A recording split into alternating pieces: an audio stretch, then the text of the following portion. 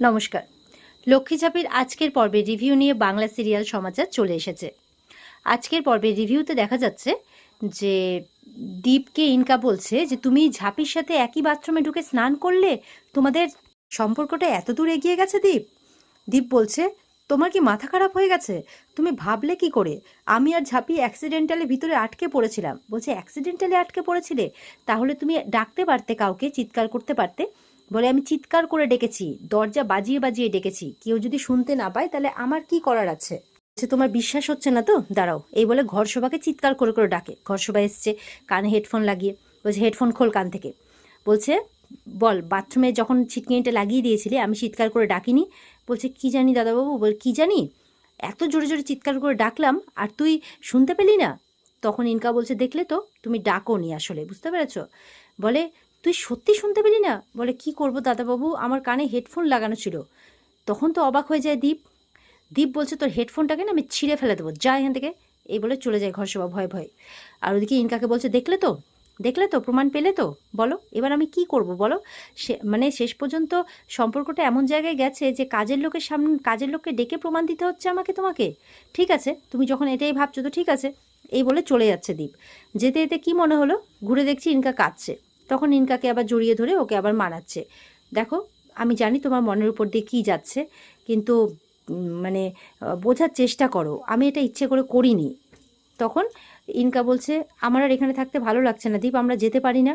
বলে দেখো, ব্যবসাটা তো সবে শুরু করেছি, সেটেল করে নিই, তারপরে ভাববো, ঠিক আছে? ওদিকে ঝাঁপি স্নান করে মানে চুল শুকোচ্ছে আর কি, আর দীপের কথাই ভাবছে। বাথরুমে যতটুকু সময় সে দীপের সাথে কাটিয়েছে সেগুলোই ভাবছে আর মনে মনে লজ্জা পাচ্ছে। আর আবার কল্পনা করছে যে দীপ তার পাশে এসেছে, এসে তাকে আবার সিঁদুর পরিয়ে দিচ্ছে নিজে হাতে। এসব কিছু সে কল্পনা করছে। কল্পনা ভাঙতেই পেছন ঘুরে দেখে কেউ নেই। তখন তার বাবা তাকে ফোন করেছে। ঝাঁপি তার বাবার ফোন পেয়ে অবাক। কি হয়েছে না, ক্লাবের ছেলেরা বদমাশি করে তাদের চাঁদা চাইতে এসেছিল। তার বাবা বলেছে যে ব্যবসাটা তো নতুন, একটু সময় দে, আমি ঠিক দিয়ে দেবো, একটু দাঁড়িয়ে যাক ব্যবসাটা। বলছে তোমাকে ভরসা নেই কাকা, তুমি আবার লোকের টাকা মেরে দেওয়া হ্যাবিট আছে তোমার। এই বলে বলছে আমাদের একটু খাওয়াবে না, নতুন দোকান খুলেছে। এই বলে দোকানের খাওয়ার সমেত একদম টাকা পয়সা সব কিছু নিয়ে চলে যায়। তো এটা ফোন করে ঝাঁপি শুনে তো অবাক হয়ে যায়। বলে তুমি চিন্তা করো না বাবা, ওদের তোলাবাজি করা আর মাংনায় খাওয়ার খাওয়া আমি বের করছি, আমি আসছি এক্ষুনি। দেখা যাচ্ছে ইনকা খুব খুশি, কারণ রনিতের কথা অনুযায়ী ইনকাই ক্লাবের ছেলেপেলেদের এমনটা করতে মানে বলেছিল। বলছে পুলিশের ব্যাপারটা সামলে নিলেও ক্লাবের ছেলেদের ব্যাপারটা সামলাবে কি করে তুমি? এবার ঝাঁপি গেছে ক্লাবে, যে কী রে তোরা, তোরা আমার খাবারটা নিয়ে এসে খাচ্ছিস সেখানে। ওরা সব গপ করে খাচ্ছে। বলে দে আমার খাবার ফেরত দে। বলে কী রে ঝাঁপি, নতুন দোকান দিয়েছিস, এই ছোটো ছোটো ভাইদেরকে একটু খাওয়াবি না? ভেবে নে না যে ফিস্টি খাওয়ালি তুই। তো বলছে ক্লাব দেখাচ্ছিস আমাকে? হ্যাঁ, তোদের ক্লাবের ইন্টার ক্লাব কম্পিটিশনগুলো কে তোদেরকে জিতিয়ে দিয়েছে রে? আর সেই কম্পিটিশনের টাকা থেকে, টাকা যেগুলো পেয়েছিস সেগুলো তুই তো অনেক ফিস্টি করেছিস। তাহলে এখন কেন সেই সব দিন ভুলে গেছিস, তাই না? ঠিক আছে চল, খাবারটা আমাকে ফেরত দে। বলে এখন পেট কেটে খাবার ফেরত দিব বলতো ঝাঁপি? সব খাবার খেয়ে ফেলেছি। বলে সব খেয়ে ফেলেছিস তোরা? বলে হ্যাঁ, বাকি অনেকে বিলিয়েও দিয়েছি, এই দেখ ডেকচি খালি। বলে হাসছে হা হা করে। বলে আচ্ছা বেশ, খাবার যখন খেয়েই ফেলেছিস সেবার টাকা দে।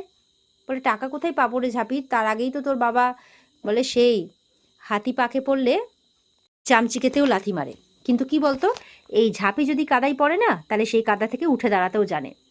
চুপচাপ আমার টাকা আমাকে দে, না হলে তোদের আমি কি অবস্থা করি দেখ। বলছে আমার ব্যবসার টাকা যখন, মানে খাবার যখন খেয়েছিস, টাকা তো তোদেরকে দিতেই হবে, আর সেই টাকা আমি ওসুল করেই ছাড়বো। এদিকে বড়বাবু থানায়, তার বাড়ি থেকে তার শাশুড়ি ফোন করে বলছে পুরী ঘুরতে যাওয়ার জন্য। বলছে আপনারা যান না, আমি তো বলছি বর্ধমানের পুরো শহরে আমাকে ডিউটিতে ফেলে দিয়েছে, আমার ছুটিও ক্যান্সেল করে দিয়েছে, তো আমি যেতে পারবো না, আপনি আপনার মেয়েকে নিয়ে যান তো, আমাকে ফোন করবেন না, রাখুন। এই বলে কেটে কেটে দেয় ফোনটা। বলছে ওই মেয়ে পুলিশটা বলছে যে আমাদের ছুটিটা তো ক্যান্সেল করলোই, তার মধ্যে আবার সাসপেন্ডও করলো। তখন বলছে দাঁড়াও না, মেয়েটাকে দেখাচ্ছি মজা। তখন ওই কনস্টেবল এসে বলছে ও বড়বাবু ওই মেয়েটা আসছে কমপ্লেন লেখাতে। বলছে কী করবে, লুকো লুকো লুকো, এই বলে টেবিলের তলে লুকিয়ে পড়ে দুটোই, বড়বাবুর সাথে ওই মেয়ে অফিসার দুজনেই। তো এবার বলছে বড়বাবু করে ভেতরে ঢুকেছে। কনস্টেবল বলছে এই তুমি ভেতরে ঢুকে এলে যে? বলছে আমি কমপ্লেন লেখাতে এসেছি, বড়বাবু কই? বলে বড়বাবু নাই, ডিউটিতে গেছে, আজ থেকে ডিউটি ফেলে দিয়েছে পুজোর। তো বলছে যে কি, আচ্ছা ঠিক আছে বেশ, আপনি কমপ্লেন লিখুন আর চলুন আমার সাথে। আর ওরা আমার দোকানে তোলাবাজি করেছে, দিয়ে সব খাবার নিয়ে গেছে, আপনি চলুন দিয়ে আমার টাকাটা তুলে দিন। বলছে মাথা খারাপ নাকি, আমি গেলে শুনবে নাকি কোনো ফোর্স, বড়োবাবু না আসলে হবে না। বলে তাহলে কি কোনো কমপ্লেন নেবেন না নাকি, আশ্চর্য তো। বলে তুমি সন্ধ্যে 7টার সময় আসো, বড়োবাবু যা করার করবেন। বলে বুঝতে পেরেছি, পুলিশ কোনো সাহায্য করবে না তাই তো, ঠিক আছে, যা করার আমি করব। এই বলে ঝাঁপি বেরিয়ে যায়। এবার ভাবছে কি করি মা ছাড়ালক্ষ্মী, এসডিপিও ম্যামকে কি যোগাযোগ করব, কিন্তু পদে পদে ওনাকে ডিস্টার্ব করাটা কি ঠিক হবে? ওরা তো পুলিশের ভয় পাবে না, ওরা তো প্রত্যেক দিন উত্ত্যক্ত করার কোনো না কোনো প্ল্যান করতেই থাকবে। কি করি মা ছাড়ালক্ষ্মী, আমাকে পথ দেখাও। আর ওদিকে বড়োবাবু টেবিলের তল থেকে বেরিয়ে এসে বলছে বেশ হয়েছে, এসডিপিও ম্যাডাম বলেছে অসহযোগিতা না করতে, সহযোগিতা করতে তো বলেনি, আমাকে কেস দেওয়া নাও, কোনো সাহায্যই করব না, এবার ভুগো, ঘুরে ঘুরে মরো, তাই বলছে। ঝাঁপির সামনে দিয়ে একটা সাপুরিয়া যাচ্ছে, আর ব্যাস বলছে রাস্তা সে পেয়ে গেছে। তো ওদিকে ইনকা গেছে ক্লাবে, বলছে যে কি গাইস, বলে আর বলবেন না, আপনার প্ল্যান অনুযায়ী একদম দারুণ কাজ হয়েছে, টাকা পয়সার সাথে সাথে একদম পেট পূজাও হয়ে গেছে, এরকম মাঝে মধ্যে পেলে তো খুব ভালোই হয়। বলে বাহ, এ নাও, দীপ তোমাদের যা দিয়েছে দিয়েছে, আমার তরফ থেকে 10,001 টাকা আরও। বলে ম্যাডাম এসবের কি দরকার ছিল? বলে না না, রাখো রাখো, মনে মনে বলছে এদেরকে হাত করতে পারলে আমারই ভালো, তাই বলছে। আর ওদিকে ঝাঁপি সাপুরিয়া নিয়ে চলে এসছে, এসে বাইরে থেকে দরজাটা বন্ধ করে দিয়ে একদম তালা দিয়ে দিয়েছে।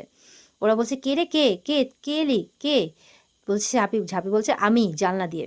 আর বলছে শুধু দরজা লাগাইনি রে, তালাটাও দিয়ে দিয়েছি।